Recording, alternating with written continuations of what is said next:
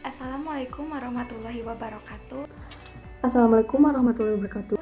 Perkenalkan, nama saya Dinar Fitri Rahardian. Nama saya Anissa Rama Fujianti. Saya Sofiani Nurlidia Citra. Ripka Naulistitorus. Saya Imam Muslim Nasution dari kelompok Maxlit Business Platform And Idea Style.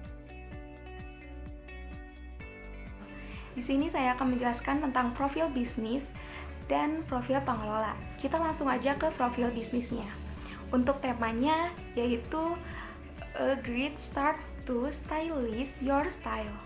Jadi, bisnis ini menggunakan teknologi, sehingga jenis usahanya adalah membuat ide dan menyediakan platform belanja online. Seperti kita tahu, belanja online itu sekarang sedang booming, sehingga ini menjadi salah satu dasar kita untuk membuat bisnis. Untuk produk yang kita jual yaitu pertama kita menyediakan platformnya, lalu selanjutnya kita juga membuat satu konsep style yang bisa digunakan oleh laki-laki maupun perempuan.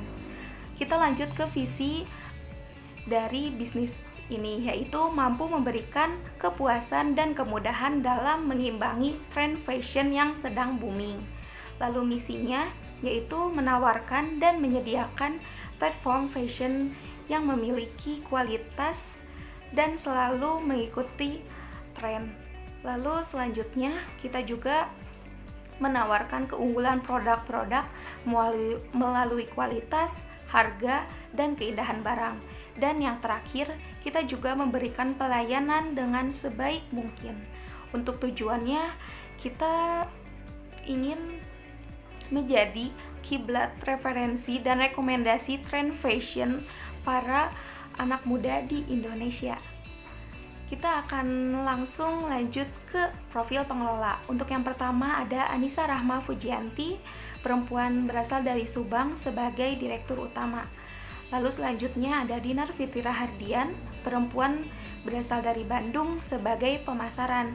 Lalu selanjutnya ada Imam Muslim Nasution, laki-laki berasal dari Bandung sebagai operasional. Lalu selanjutnya ada Ripka Naulistitorus, perempuan berasal dari Bandung sebagai keuangan.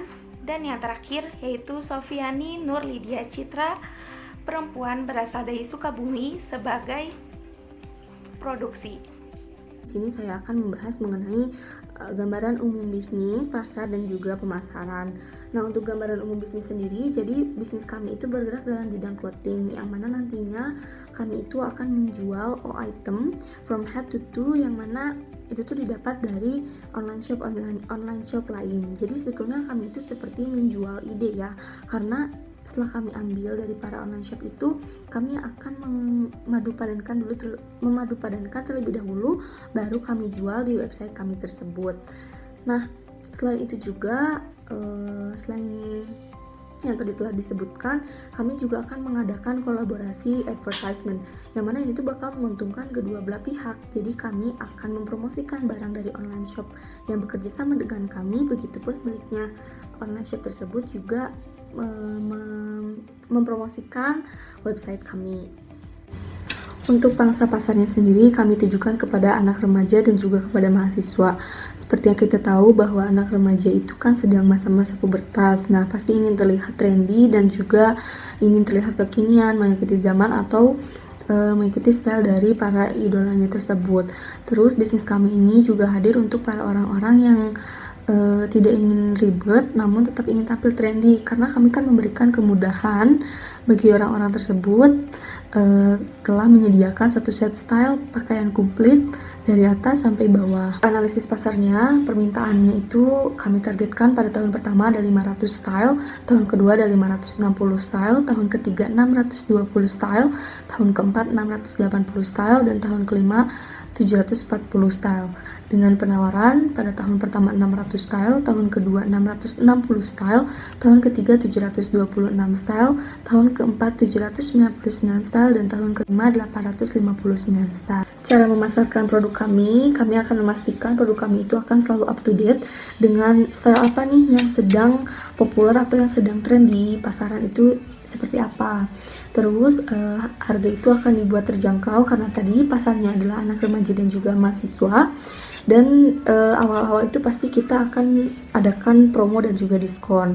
Lalu kita akan memasang iklan via sosial media, dan itu tuh iklan tersebut itu akan langsung terhubung dengan website kami. Setelah berjalan, kami juga akan memakai jasa influencer sehingga pangsa pasar kami itu akan terus berkembang dan berkembang.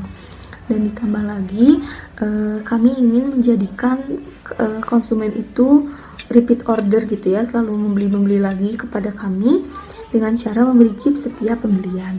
Di sini saya akan menjelaskan mengenai produksi dan operasi. Nah, sebelum kita memasarkan dan menjual, kita juga melewati beberapa proses produksi. Yang pertama, kita memproduksi ide untuk menyusun style-style yang kita jual. Lalu yang kedua, kita juga harus membuat dan menyediakan platform agar para pelanggan lebih mudah mengakses dan memudahkan mereka untuk membeli produk kita. Nah, untuk proses produksi, kita melewati juga beberapa tahap. Yang pertama, kita melakukan tahapan penyusunan rencana. Nah, tahapan penyusunan rencana ini disusun pertama membuat desain, lalu kedua membuat perancangan server.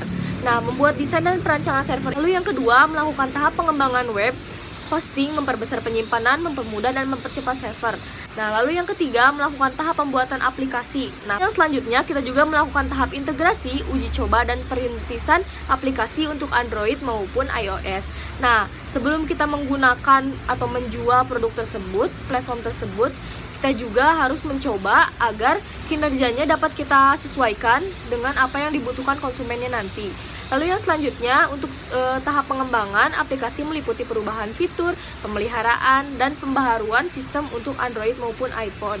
Nah, untuk melakukan proses produksi, kita juga membutuhkan beberapa alat mesin ataupun inventaris kantor. Yang pertama kita membutuhkan laptop, wifi, printer HP, mouse, kamera, terminal colokan, dan cooling laptop.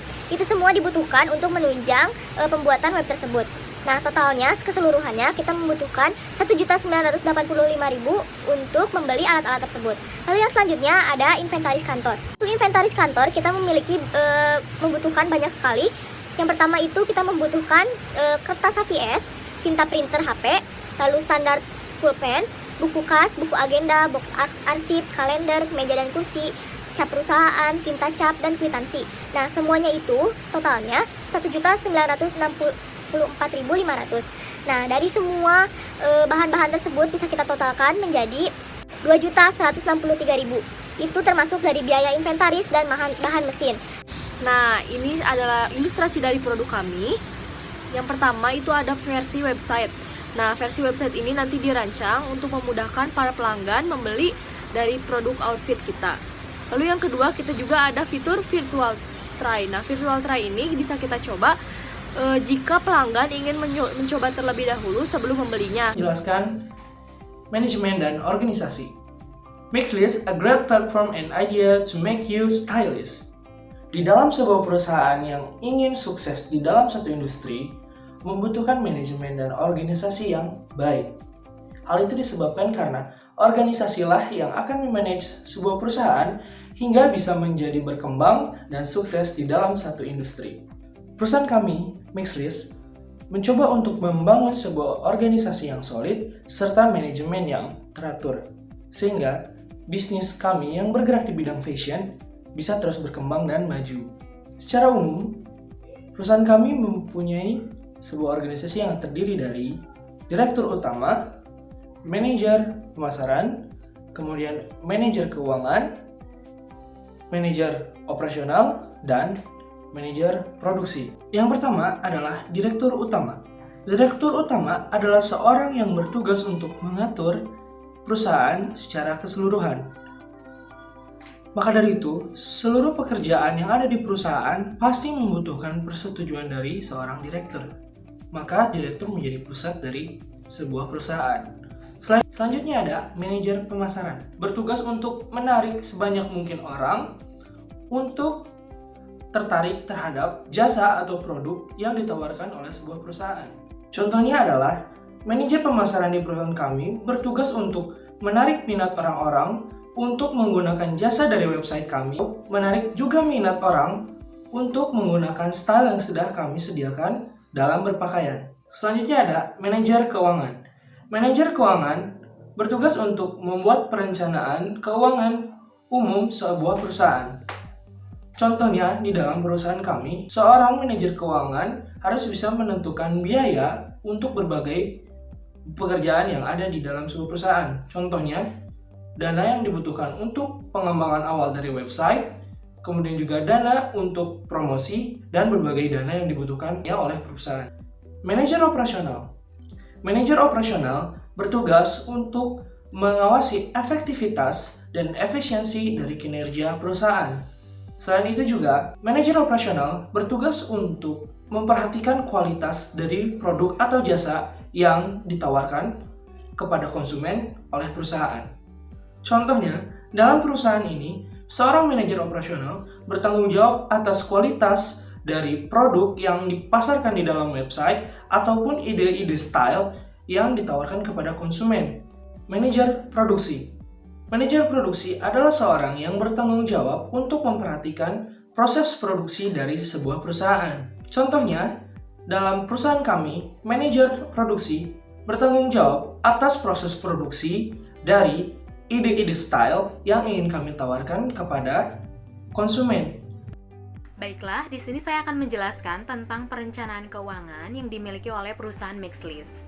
Nah, yang pertama ada sumber dana, dan di sumber dana ini terdapat dana-dana yang akan kita butuhkan dalam memproduksi produk kami, yaitu yang pertama ialah modal yang berasal dari modal kami sendiri. Dan untuk modal tersendiri yang kami keluarkan ialah sebesar 9.200.000. Untuk pendapatan tersendiri untuk tahun pertama yaitu sebesar 250 juta, lalu tahun kedua 530 juta, dan tahun ketiga 840 juta, tahun keempat 1.180 juta, dan tahun kelima 1.550 juta.